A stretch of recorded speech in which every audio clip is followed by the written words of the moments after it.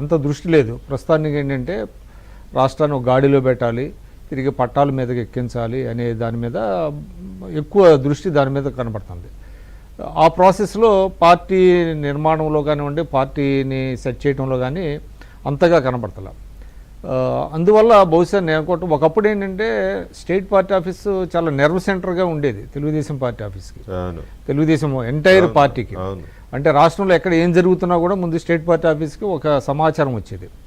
సమాచారం వచ్చి అక్కడ ఏదో లింక్ ఎక్కడో కొంత కట్ అయినట్టుగా బయట అంటున్నారు కొంతమంది.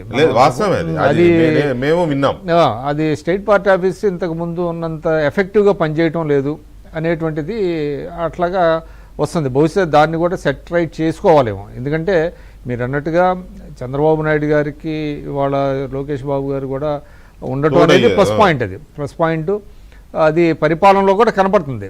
నేను ఒక చిన్న ఉదాహరణ చెప్తానండి. మొన్న పండగ రోజు చంద్రబాబు నాయుడు గారు 3 ప్రోగ్రామ్స్లో అటెండ్ అయ్యారండి. అంటే అసలు ఆశ్చర్యం అనమాట. ఢిల్లీ వెళ్ళారు, ఢిల్లీ వెళ్ళి మళ్ళీ ఇక్కడికి వచ్చారు, వచ్చిన తర్వాత 3 ప్రోగ్రామ్స్ అటెండ్ అవ్వటం, ఇవన్నీ కూడా చూసినట్లయితే అంటే ఈ వయసులో కూడా ఆయన పడుతున్నటువంటి కష్టం చూస్తే. ఇంకోటి అండి, ఇవాళ మనకి దాని మీద పెద్ద ఫోకస్ పెట్టాల వాళ్ళు కూడా.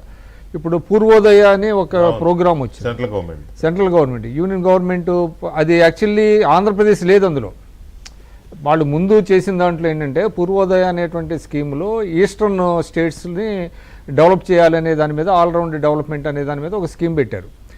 ఈయన వెళ్ళి ప్రత్యేకంగా వెళ్ళి మంత్రులను కలిసి, ఆర్థిక మంత్రిని, హోంమంత్రిని, వీళ్ళందరినీ కలిసిన తర్వాత ఏపీని ఇంక్లూడ్ చేయించారు. ఏపీని పూర్వోదయ స్కీమ్లో ఇంక్లూడ్ చేయించడం మూలాన మీకు వచ్చే 3-4 ఏళ్లలో 60 నుంచి 65,000 crores స్టేట్ మీద డెవలప్మెంట్ మీద ఖర్చు పెట్టేటువంటి పరిస్థితి. ఎందుకు నేను చెప్తున్నానంటే ఆ చొరవ చూపించటం, అంటే రాష్ట్రాన్ని బాగు చేసుకోవాలి అనే దానిలో ఆయన చూస్తున్నటువంటి, అంటే ఈజ్ గోయింగ్ ఎక్స్ట్రా మైల్ అంటాం కదా, ఆ ఎక్స్ట్రా మైల్ పోవటం. అక్కడ ఎన్నిసార్లు ఏంటి ఆయన ఢిల్లీ వెళ్తున్నారు అనేది చాలామంది ఆశ్చర్యపోతారు. పండగ రోజు కూడా నేను ఢిల్లీ వెళ్ళారు. వెళ్ళిన తర్వాత ఏం జరిగింది, పూర్వోదయ స్కీమ్లో ఏపీ రావటం, ఏపీకి ఒక 60,000 కోట్లు అభివృద్ధికి నిధులు వచ్చేటువంటి పరిస్థితి చేయటం అనేటువంటిది జరిగింది. సో ఒకవైపు ఏమో డెవలప్మెంట్ పరంగా ఎంత చేస్తుంటే వీళ్ళేమో వెనకలాగుతున్నారు కొంతమంది నాయకులు. ఖచ్చితంగా గతానికి ఇప్పటికి చాలా తేడా ఉందండి రాజకీయ నాయకుల్లోనే. ఇది ఒక తెలుగుదేశానికే పరిమితమై లేదు, అన్ని చోట్ల కూడా రాజకీయ నాయకుల్లో విశృంఖలత పెరిగింది, ప్రతి పార్టీలో పెరిగింది. ఎందుకంటే అధికారం ఉండగానే 4 డబ్బులు. విశృంఖలత అంటే ఇక్కడ ఒక అంశము, ఇప్పుడు వస్తున్న జనరేషన్ ఏదో చేయాలనే తపనతోనే ఉన్నట్టు కనపడుతూ ఉంది. ఏ పార్టీలో అయినా, నాట్ ఓన్లీ ఇన్ టీడీపీ, ఏ జనరేషన్లోనైనా ఏదో చేయాలి అనే ఇది కనపడుతుంది. సీనియర్లే కొద్దిగా ఇంకా తొందరగా వేసేసుకుందాం అన్న తరహాలో ఉన్నారా? లేదండి, అది I totally disagree with you. Actually చెప్పాలంటే సీనియర్స్లో ఇప్పుడు ఇందాకే చెప్పారు కదా మీరు, బుచ్చి చౌదరి గారిది ఒక ఉదాహరణ చెప్పారు. సీనియర్స్లోనే కొంత ఇంకా ఆ కమిట్మెంటు, డెడికేషను, ప్రజలకు ఏదైనా చేయాలని ఉంది. కొత్తగా వచ్చిన క్రాప్ వాళ్ళు ఏంటంటే ఏమో నవ్వార్ నెవర్ అన్నట్టుగా పోతున్నారు వాళ్ళు. చాలా దీనిగానే కనపడుతుంది. నేను అందరినీ కాదు, కొంతమంది గురించి చెప్తున్నాం. ఇప్పుడు మళ్ళీ తర్వాత ఏమవుతుందో, వస్తుందో రాదో. ఒకప్పుడు ఏంటంటే లాంగ్ ఇన్నింగ్స్ ఆడాలి అనేటువంటిది ఒకటి ఉండేది. మనం వచ్చాము, రాజకీయాల్లోకి వచ్చాము, 20 ఏళ్ళు 25 ఏళ్ళు ఉండాలి, చంద్రబాబు నాయుడు గారి లాగా మనం కూడా ఉండాలి, మంచిగా మంచి పేరు తెచ్చుకోవాలి ప్రజల్లో అనేటువంటిది, ప్రజలకు అందుబాటులో ఉండాలి అనేది.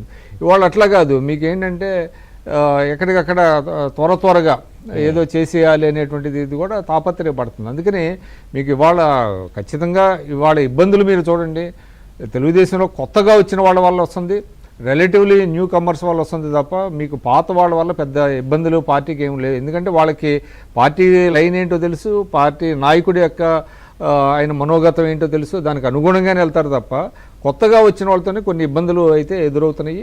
దాన్ని మరి ఏ విధంగా వాళ్ళు సెట్ చేస్తారు అనేటువంటిది కూడా చూడాలి. ముఖ్యంగా ఏంటంటే పార్టీని కొంత స్ట్రీమ్ లైన్ చేయాల్సినటువంటి అవసరం అయితే కనబడుతుంది.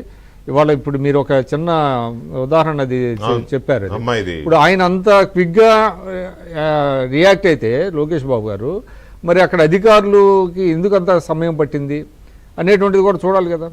ఇట్లాగా ఎందుకు జరుగుతుంది పార్టీ యంత్రాంగంలో కూడా. అక్కడ కన్సర్న్ మినిస్టర్స్ ఏం చేస్తున్నారు, ఎమ్మెల్యేలు ఏం చేస్తున్నారు, ఆ అమ్మాయి అక్కడ అంటే జనరల్గా ఏం చేస్తారు, అక్కడ కన్సర్న్ ఎమ్మెల్యేకే వెళ్ళి ముందు చెప్తారు తప్ప అవును. అక్కడ కూడా పని కాకపోతే మరి ఏమైనా లోకేష్ ఇక్కడ దాకా ఎస్కలేట్ అయిందంటేనే దాని అర్థం లోకల్ గా కనబడుతుందా, సరైన ప్రోయాక్టివ్ ఇది లేదు అని. లేదు. కాబట్టి పార్టీ పరంగా కావచ్చు, అడ్మినిస్ట్రేషన్ పరంగా కావచ్చు, లోకల్ గా ప్రొయాక్టివ్నెస్ కొంత కరెక్టివ్ మెజర్స్ అయితే తీసుకుంటారేమో చూడాలి మరి. రైట్. ఇక మనం ఇంకొక విషయాన్ని కూడా